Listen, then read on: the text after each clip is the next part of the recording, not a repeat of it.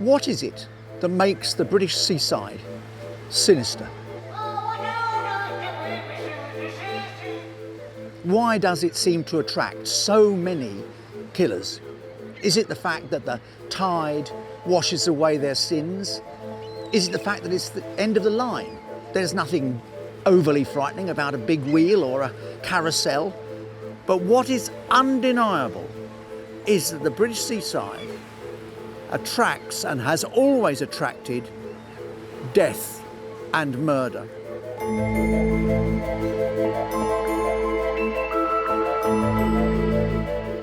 Hello, I'm Geoffrey Wansell. I write about crime, true crime. And in this new series, I want you to join me on a journey to the cliff's edge, where land meets the sea and where life meets death.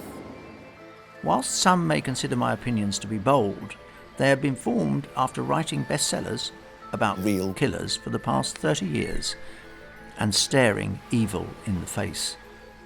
For make no mistake, there is something sinister about our British seaside towns. On the surface, they're all funfairs, candy floss and breezy promenades. But by digging a little deeper in the sand, we uncover an underworld of misfits and misfeasance, murder and mayhem.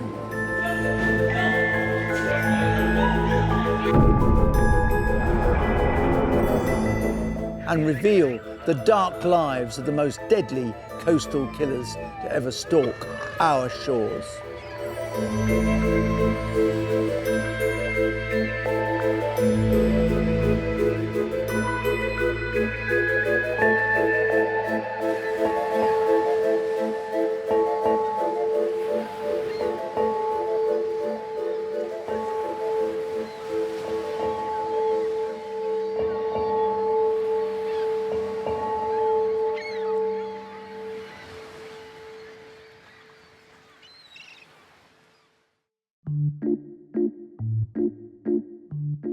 Malcolm Green, the killer in today's episode, is not a name familiar to many, but it is etched in the minds of the police officers who brought this man to justice, because he was brutal beyond belief. When you think of Cardiff, you think immediately of the docks, the Millennium Stadium, rugby. What you don't think of is the Wentloog Marshes, which are a no man's land between the city and the sea, between the city and Newport. There could be no better place to dispose of a body. And yet that's not the image that Cardiff creates in your mind. Malcolm Green is a man who struggled to control a lust for blood that had been instilled upon him almost by accident. He found a way to express it by working in a slaughterhouse. All those huge knives, cleavers, saws, dismembering bodies. Something struck a note in Green that was to reverberate throughout his life and to cause him to kill.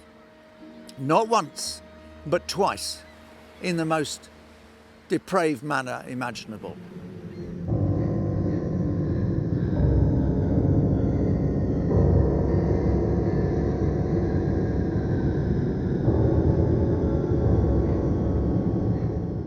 It was just the coldness of him, his eyes and the way he spoke, and he was just totally detached. Seemed to me no emotion. It was just strange. When you speak to people, you can usually understand whether they're happy or sad or whatever. And later on, you get to learn to read people's body language. But this guy was just stone cold, no emotion. And you can't describe it any other way than to say he had strange eyes. Not very often you meet somebody that you think, this guy's going to kill somebody one day. And it turned out he did. More than once.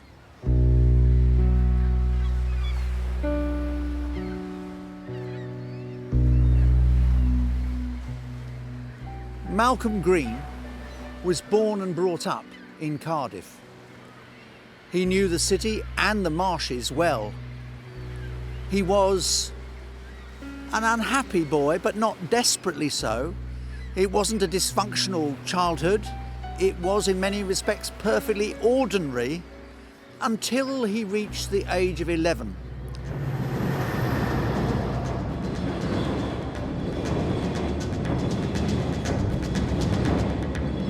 There came a moment in 1956 when his life changed forever. He was 12.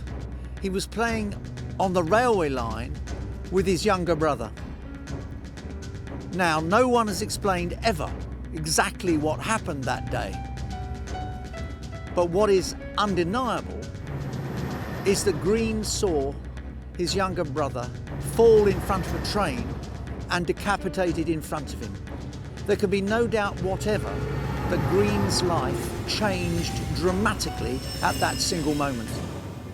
I suppose we'd now call it post-traumatic stress, but in his case, it was a stressor to something far more dark, far more dramatic than you could possibly guess, and compounded by the fact that Green, why I cannot imagine, was asked to identify his dead brother's body. Why on earth weren't Green's family asked to do that? Can you imagine asking a 12-year-old boy to identify the beheaded body of his brother? It is inconceivable and utterly unacceptable.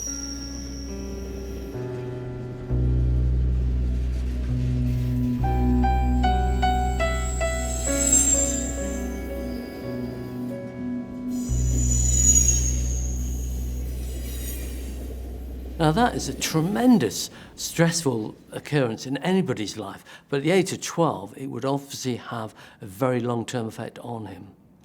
Now whether he was involved in his brother's death or not, we can only speculate, but clearly he had problems from that age onwards.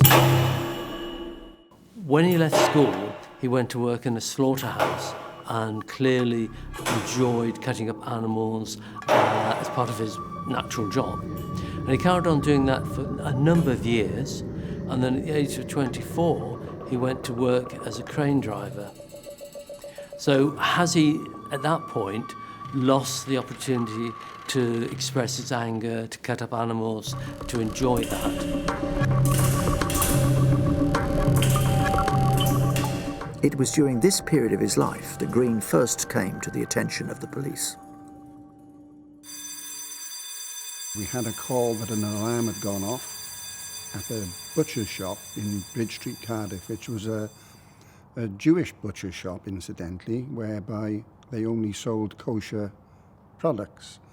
And there were live chickens in the backyard of this place. I think it was called Krotsky's. And the alarm had been set off, broken glass from the front door, and there was blood at the scene. So really, in Sherlock Holmes style, I followed a trail of blood to his house and arrested him and brought him back to the station. But in those days, we didn't have DNA like today, where you could have had that analysed quite quickly. It had to be sent off to the forensic science laboratory to be analysed against a sample of his blood. So it was some time before that happened. In the meantime, you couldn't keep somebody in custody whilst that test was being done, so he was released on Section 38 police bail, which was something like 3 or 4 weeks, when he was to be then returning to a station to be re-interviewed once we'd had the tests analysed. In the meantime, of course, he committed the murder.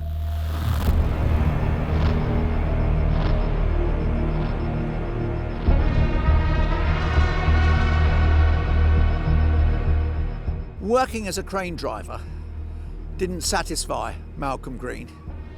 He then got another job with British Steel, but still the void in his life, the lack of the chance to feel human or animal flesh being cut up in front of him, with him, by him, so he could feel the blood on his hands and the blood on his fingers.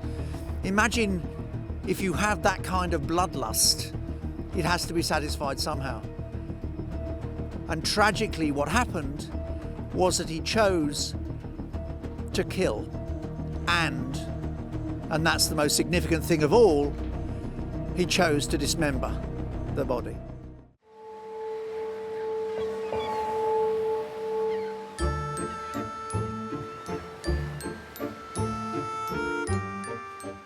After Green left the slaughterhouse, he went through a number of jobs, none of which truly satisfied the appetite that he clearly had for, how can one put it politely, blood and gore.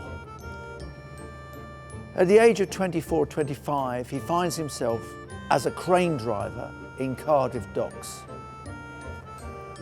One night in 1971, he encounters a local prostitute called Glennice Johnson, 41, had been on the streets for a number of years. In those days, there was quite a lot of them, and they used to meet in the Custom House pub on Bute Street. And the landlord there, a guy called Johnny Lauder, was very welcoming to the girls, but it was a very dangerous occupation.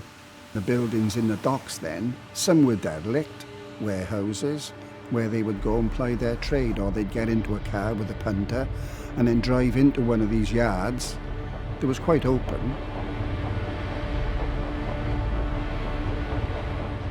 Whether he offered her money, whether he said, oh, I want to look after you, whether he said or threatened her, we don't know.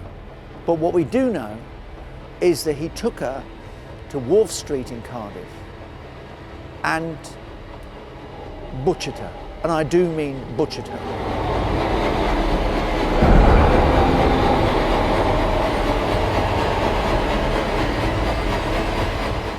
He cut her throat from ear to ear with a broken bottle. But not only that, he actually then split open her abdomen with the same broken bottle, split her open as though she was nothing more than a piece of meat, a slab from the slaughterhouse. He was dissecting her. He was treating her as though she was not ever a human being. She was simply a body to be dealt with.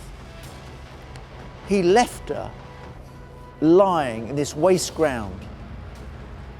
And there is no doubt whatever that he didn't have a single moment's remorse about what he'd done. He simply felt empowered, as so often with men who kill women brutally. It somehow inflates their ego. It somehow makes them feel bigger, stronger, more masculine, more important, more powerful than perhaps they did otherwise. That is something that is at the heart of Malcolm Green. He was a man who was insecure and in many ways impotent, and yet took his revenge on women who were alive.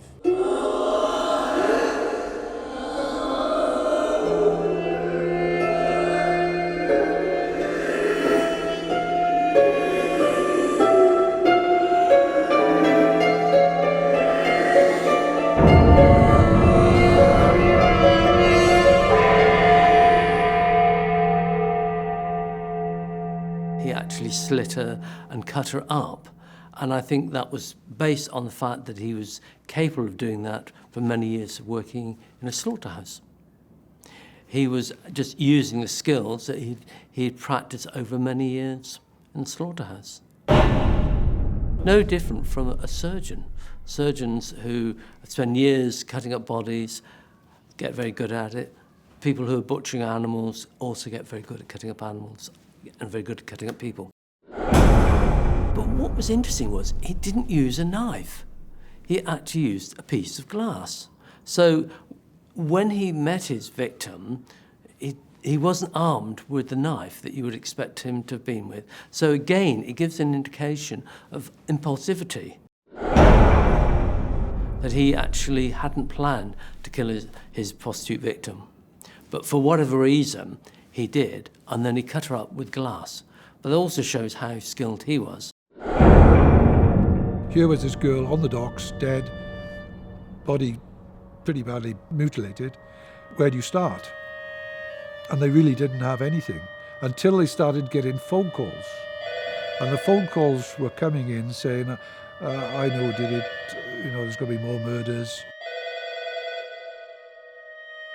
Green was not the most intelligent man in the world. He rings the police, anonymously of course, and says, "Have you found the body yet? There'll be 4 more. This is the Ripper."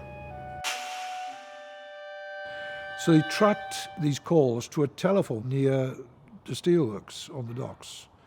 And what they told me they did, they had the last phone calls, they tracked it quickly, they raced down there, and a man was just leaving the telephone box. They took hold of him, arrested him basically, and he said, "No, I haven't, I rang my wife." And they said, you just rang us. And he said, "No, I didn't ring you." He said, "But I know who was in there before me, a chap who I work with in the steelworks." And he said, "Look, it's a chap called Green. He was there before me. I followed him into the box." And they then arrested Green. The police search his house. They find a carpet rolled up to look like a body, and what's more, it's been stabbed 30 times with a kitchen knife. Bang, bang, bang, bang. Now, if Green had really been in any way conscious of the possibility of being caught, there is no way he would ever have made the phone call, kept this strange carpet, rolled up carpet. But of course, Green was, in the end, slightly tragic. I'm not for a moment forgiving him, but he was a tragic figure. And he didn't know what on earth to do.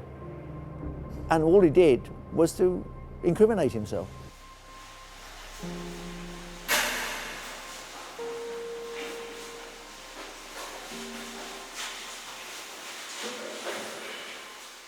He was sentenced to life imprisonment, and I believe he did about 20 years in prison. He was a very troublesome prisoner. He was involved in the Gartree riots, and he was never, I think, a very cooperative prisoner while he was in prison. Towards the end of his sentence, he was allowed to go to the technical college where he studied, and during that time he met his girlfriend, who visited him while he was in prison, and then eventually he was released and went to live in the Bristol area. 20 years is a long time to spend in prison on a life sentence. So the authorities must have had some reservations about him. But he could have easily lied about his impulses.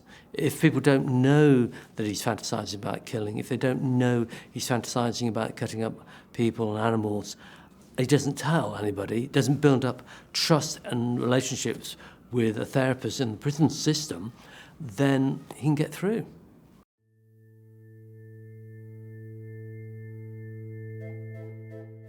Given the fact that Green was not the most intelligent of killers and had left so many clues, it would have been almost impossible for the police not to have found him.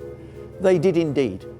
And in November 1971, he was convicted for the murder of Glennice Johnson and was sent to jail. Tragically, this was not the last we were to hear of Malcolm Green.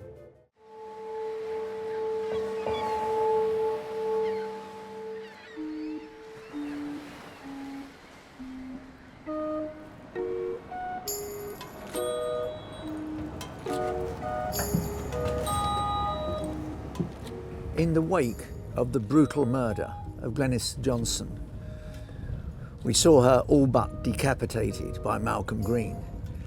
In November 1971, he was given a life sentence for murder. He might have been released in 1983, but in fact, because he tried to go on the run, he served a further 6 years. He was not released from prison until 1989.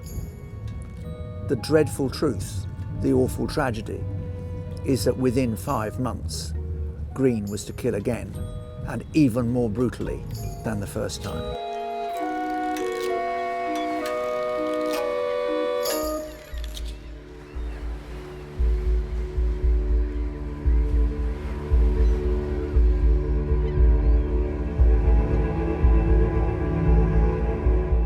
At 1:30 p.m, I had a call saying that there was 2 kit bags in abandoned on the A467 southbound between Risca and Rogerstone.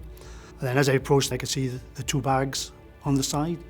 So I pulled into the lay-by, got out the police vehicle, and obviously started to examine the bags. Initially, I just felt around the bags to see if I could feel what was inside. There was one large, big bag, and there was a smaller bag, a kit bag. So I felt the smaller one. As I felt around, I thought, sort of feels like it's portions of meat inside. So I went back to the big bag, felt that was quite sort of square and solid. So I went back to the small bag and then the zip. And then as I opened the bag then, I felt inside, and then I could feel like knuckles, like joints, the end of bone joints. I thought, is this portions of meat in here? So I ripped the one bag, looked at it, and as I looked at it, I could see sort of skin and hairs. So I thought, is it pork? Because that's what it reminded me initially. And then I further looked at it, I thought, but the hairs were too fine for pork, like a pig, and the skin was a lot darker than the pink of a pig. So I started wondering, I thought, so I ripped the bag again, and I got the impression that perhaps I was looking at the forearm. I thought, have I got a body here? Is this the arms, the leg in this bag? And is that the torso in the big bag? So I went back to the big bag. That was covered, wrapped up in a black bin liner. So I pulled that, and I could see sort of obviously the colour of the skin again, slight hair. I thought, I think I got the torso here, and I got the limbs in the smaller bag. So rather not cause alarm straight away, I got onto the air, said, I don't want to cause alarm at the moment. I said, but I think I got something suspicious here. Could you ask Scenes of Crime to come along for a second opinion? As I'm driving up the A467 towards Risca, beautiful day, and I'm looking at him on the other side of the road, stood alongside these 2 hold alls, and I'm thinking, what could possibly go wrong on a day like this? And I turned up, parked the car, put my gloves and suit on, walked across to where he was, and I could see that he was looking at possibly a forearm within one of the bags. I said, "There's a body, Alan." He said, "Jeff," he said, "you could be right." So again, he went to the big bag, pulled it, but ripped it a bit more. And inside which, when I ripped the bag open, was the chest, including a nipple of what appeared to be a male person. I immediately closed the bag up and then called for the assistance of colleagues and a Home Office pathologist. Dr. Ledbetter turned up, and we discussed what we had there, and he decided that it's probably better, once all the photographs and things were taken at the scene, that he could take the 2 bags back to his lab in Cardiff and carry out his examination there. Needless to say, I was a bit disappointed when he said, well, we've got a torso, and we've got arms, we've got legs, but we've got no hands, or we've got no head. So I realised then that we were probably going to have a difficult case. Our main objective was obviously to try and trace who this victim could be. We went through all the usual channels with absolutely no success at all. But about 4 days later, a farmer who was walking in the St Bride's area of Newport found a holdall which he examined, which subsequently he found contained the head wrapped and also the hands.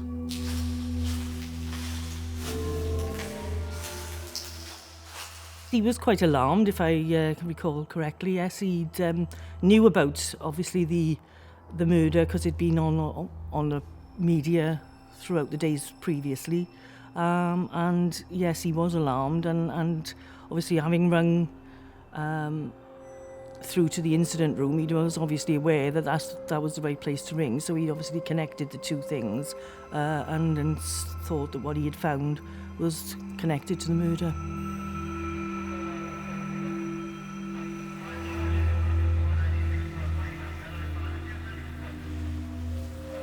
The bag the head and hands were in were DuPont make, and it had a serial number on it. So I sent two officers to DuPont to find out what they could tell me about this bag. It was a tent bag, and what if they could tell us where this bag was roughly sold. DuPont reported that bag, that serial number, they were sold in Australia and New Zealand, but the bulk of them were sold in New Zealand. So I was faced with the possibility from these two bags that we had somebody who was probably from New Zealand, Australia, but more likely New Zealand, because the DuPont bag, I think there's something like 2,000 sold there and probably 1,000 in Australia. So I had to make up my mind what I was going to do next. So I thought, right, I'll go for it.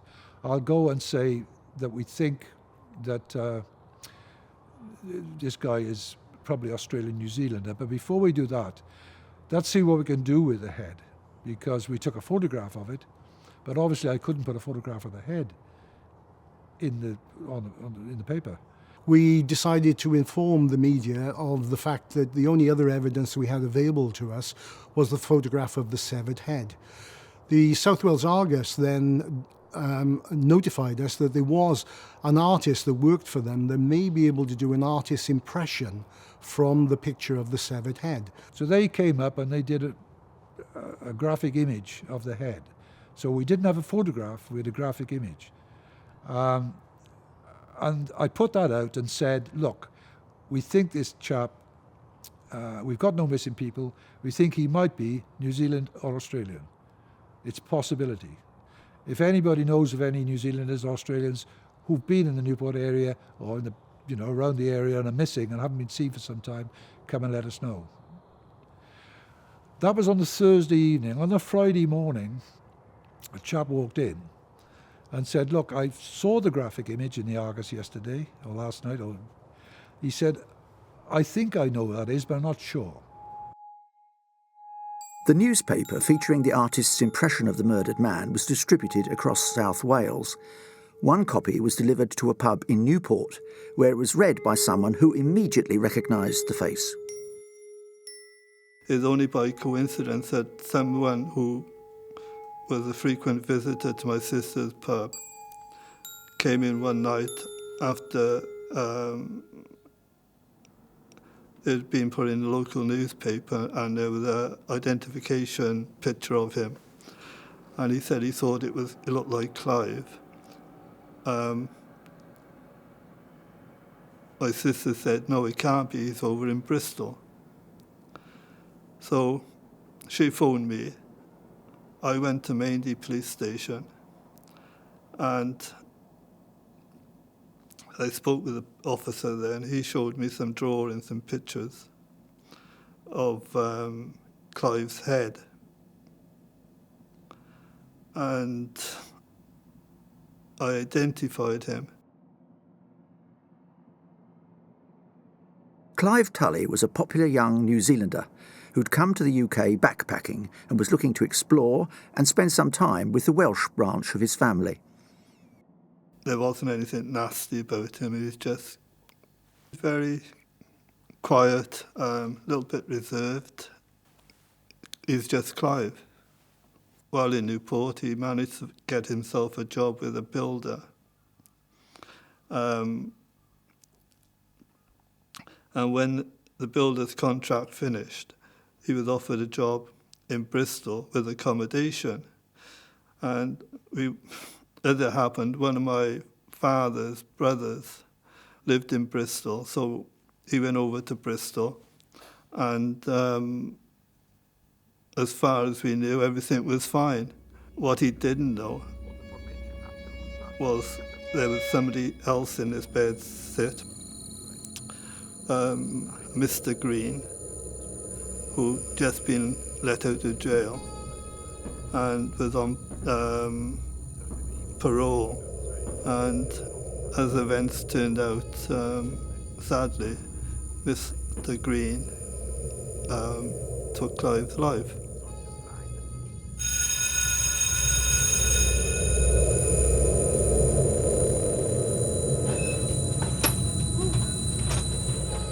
Every time I read the notes about Malcolm Green's life and crimes, it brings a lump to my throat. He was a man of utter savagery and no remorse. He moved into lodgings in Luxton Street in Bristol, where he struck up a friendship with a young New Zealand tourist called Clive Tully. They shared rooms. At one point, Green claimed that he was Tully's only real friend. Well, for a friend, he treated Tully with some disdain, not to say absolute destruction.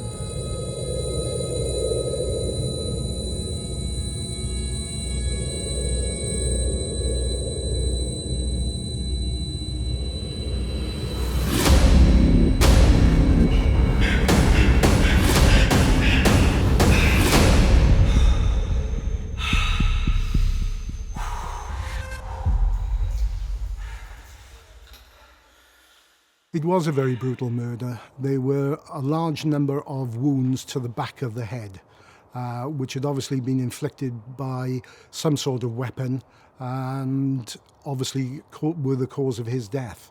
So yes, it was very brutal.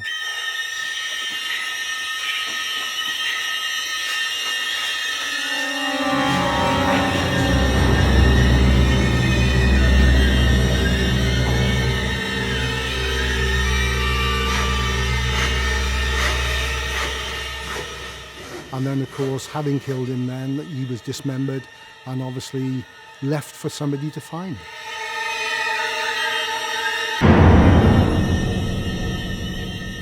The pathologist reported that the cuts seemed as if they'd been made by an expert. They were clean cuts, and he was quite surprised at how well it had been done, if you like.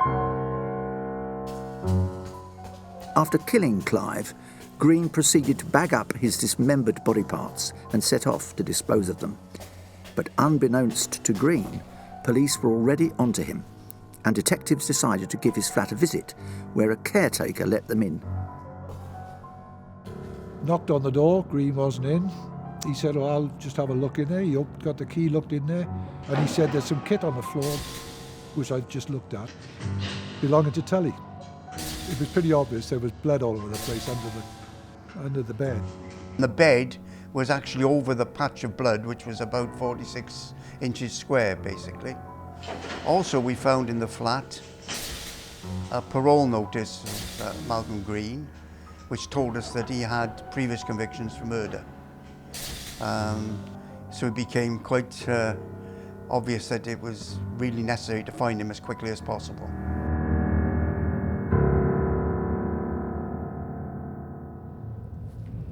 There was no obvious motive for the murder of Clive Tully, beyond the fact that Green, in my opinion, had developed a bloodlust.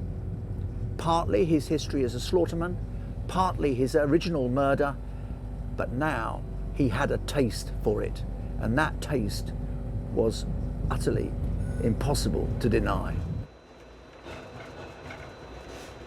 We don't know what the reasons why Green did what he did. Whether some people are just born bad, I think, and other people can't help but be bad. But knowing Green's history, I would say that there was something mentally there's something mentally wrong with the guy to do what he did.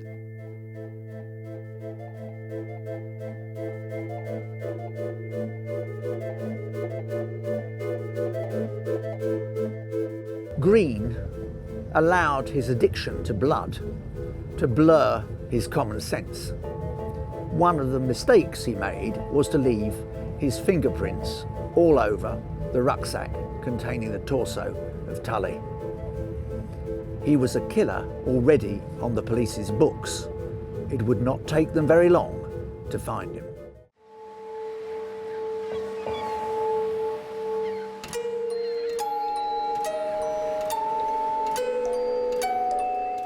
For no reason, Green kills Tully. He then transports his body to the communal bathroom where he saws the body up into pieces. What on earth is driving Green on at this moment? It defies description. It is beyond your worst imaginings. A perfectly innocent young New Zealander brutally murdered with a hammer and then sawn up into pieces and placed into bags.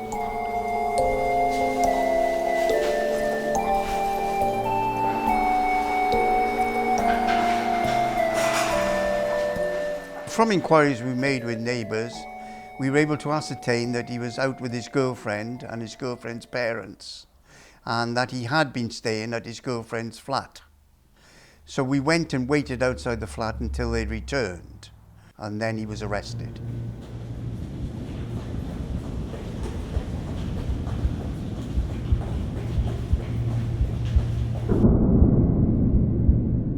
Malcolm Green was an extremely cool character. He was well educated and well able to answer every question that was put to him. He had a solicitor present, but surprisingly enough, he very, very infrequently referred to the solicitor before answering every single question that we put to him.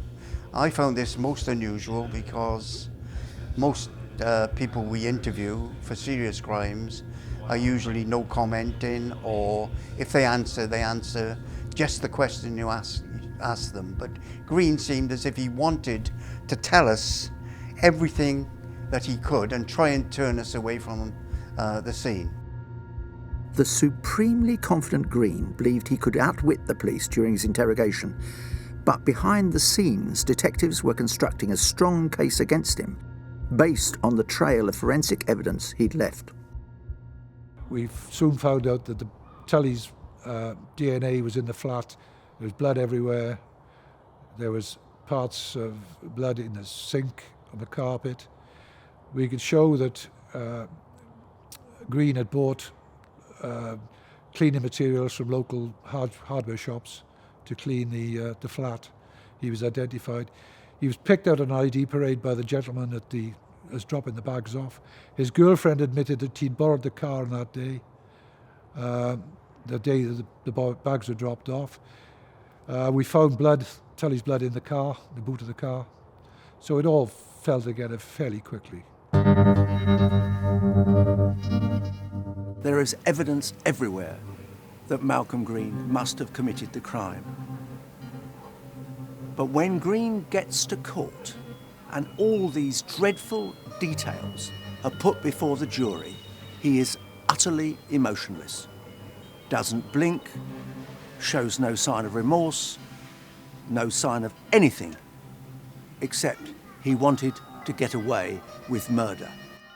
I went to the trial every day, and there were times when I thought maybe the trial, Green's defence was taking it in a different direction and he would get off. But in the back of my mind, I knew that having listened to everything, there could only be one outcome in the end, and that was Green being found guilty. Not surprisingly, he was found guilty. And the judge sentenced him to life with a minimum term of 25 years.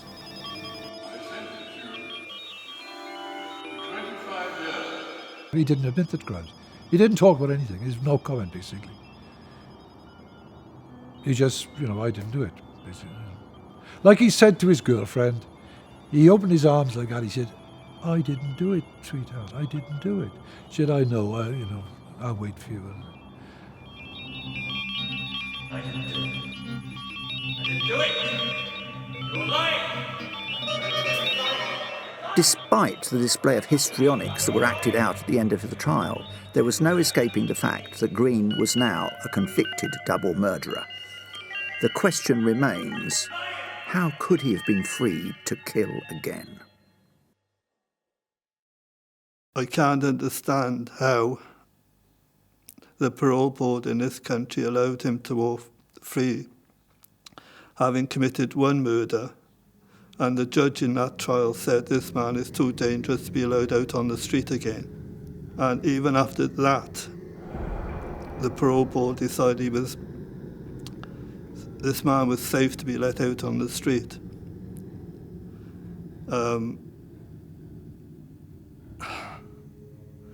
Unfortunately, those who sit on the parole board don't have to answer to anyone.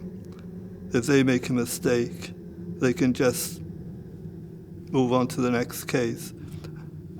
Sadly for people like Clive, they pay the consequences of their mistakes. The family found it quite hard to take at the time, especially Clive's mother, because some years previously in New Zealand, someone who was in prison for rape, I believe it was, warned the powers that be over there that if ever he was let out, he would probably kill, and he wouldn't be safe on the streets. As it happened, he was allowed out, and my aunt, Clive's mother, her mother, was then raped and killed. She was in her 80s at the time, which must have been devastating for her and the whole family. So then to lose Clive on top of that was absolutely horrendous. I was told afterwards that the chances of this man ever being released from jail again would be 0. But again, in the back of my mind, I've got a fear that sometime or other, maybe when he gets too old and frail, some idiot sitting on a parole board will say this man is now safe to be let out and put into some kind of nursing home somewhere to be looked after for the rest of his life. And I feel, like I said, I feel as if there's so much evil in this man, he could even commit another murder, even if he was old and frail and decrepit. Because I think there's so much evil in this guy.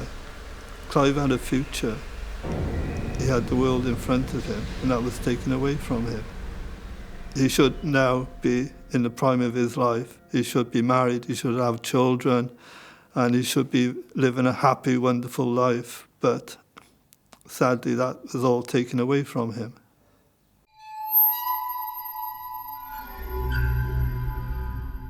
The only conclusion that you can come to about Malcolm Green is that this former abattoir worker had developed a taste for blood and gore and killing.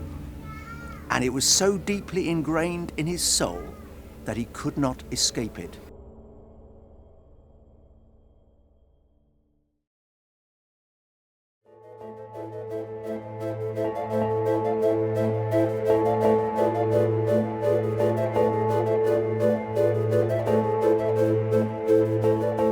Join me, Geoffrey Wansell, next time for more Murders by the Sea.